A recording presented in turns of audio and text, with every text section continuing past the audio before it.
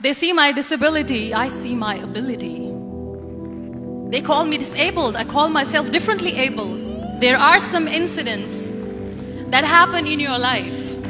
Those incidents break you, deform you, but they mold you into the best version of you. And the same thing happened to me. I was 18 years old when I got married. My father wanted me to get married.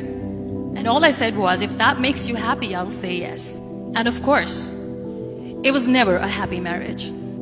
Just about after 2 years of getting married, I met a car accident. Somehow my husband fell asleep and the car fell in the ditch.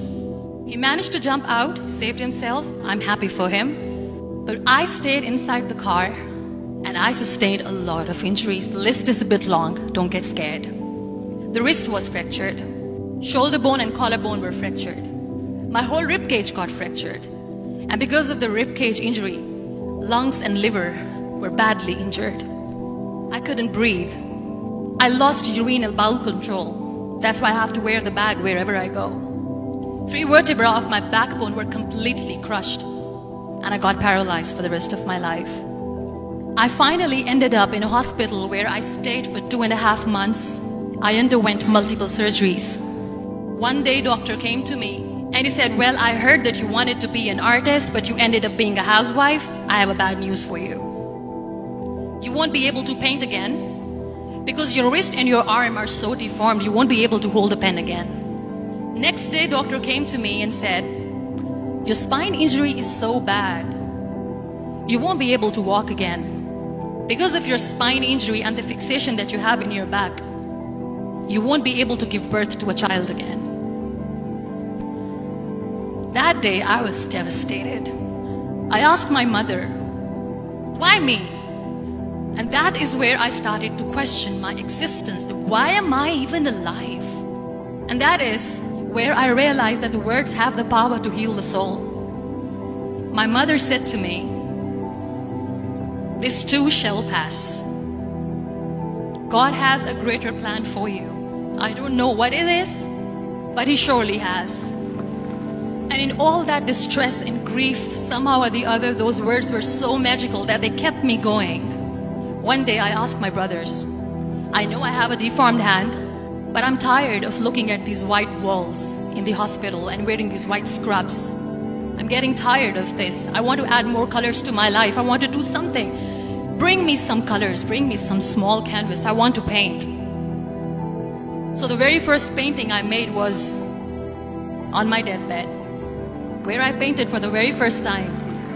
It was not just an art piece or just my passion. It was my therapy. And then I was discharged and I went back home.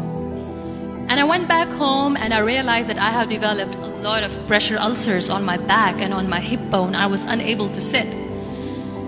There were a lot of infections in my body, a lot of allergies. So doctors wanted me to lie down on the bed straight for not 6 months, for not 1 year, for 2 years.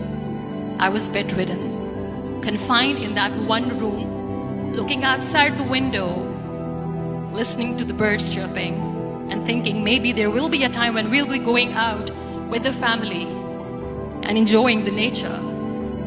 That was the time where I realized how lucky people are. That is the time where I realized that the day I'm going to sit, I'm going to share this pain with everyone to make them realize how blessed they are. And they don't even consider them lucky. That day I decided that I'm going to fight my fears. We all have fears. Fear of unknown, fear of losing people, fear of losing health, money. We want to excel in career, we want to become famous, we want to get money. We are scared all the time. So I wrote down one by one all those fears. And I decided that I'm going to overcome these fears one at a time. You know what was my biggest fear? Divorce. I was trying to cling on to this person who didn't want me anymore, but I said no. I have to make it work. But the day I decided that this is nothing but my fear, I liberated myself by setting him free. And I made myself emotionally so strong that the day I got the news that he's getting married, I sent him a text that I'm so happy for you and I wish you all the best. And he knows that I pray for him today.